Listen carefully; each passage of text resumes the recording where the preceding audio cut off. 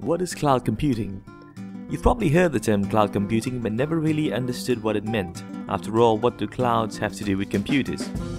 One way to think about the cloud is to treat it as another word for online. So storing your data on the cloud is just another way of saying you store your data online.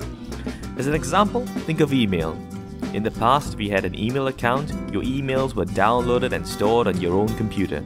If you lost your computer, you lost your email. Now things have gotten easier. With mail, your email sits on their servers and you can access it anywhere you have an internet connection. In other words, your email is on the cloud.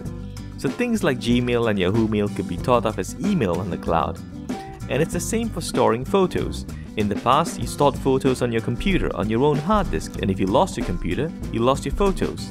Now you have Flickr that allows you to store your photos online. Or in other words, it allows you to store your photos on the cloud. Email and photo storage are just examples of the many things we do online these days.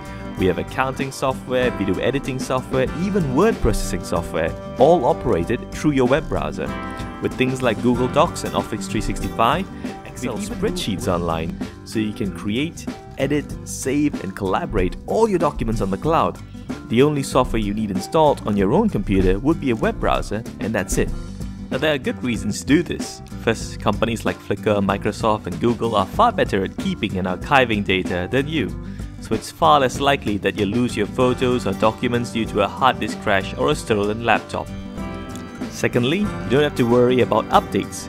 Since the software sits on the cloud or on the cloud provider's servers, the cloud provider usually takes care of the software for you, the updates and everything else. Lastly, its price. Unlike traditional software that you install on your computer, cloud offerings have a different pricing model. So instead of forking out 500 ringgit for a copy of Microsoft Office, you pay 29 ringgit a month. Sure, in the long run this works out to be more, but you can always cancel your cloud subscription after a month or 2 months or 3 months, but you can't cancel a CD that you bought from Microsoft.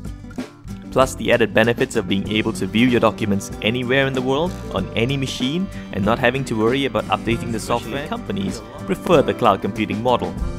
Now what we described is the simplest form of cloud computing that offers the entire software as a service, or more commonly known as SaaS, which is the predominant type of cloud computing you find out there. There is also infrastructure as a service that offers to host your applications. That's called IaaS, and we'll cover that in a future video. For now, it's just worthwhile to remember that cloud is just another word for online.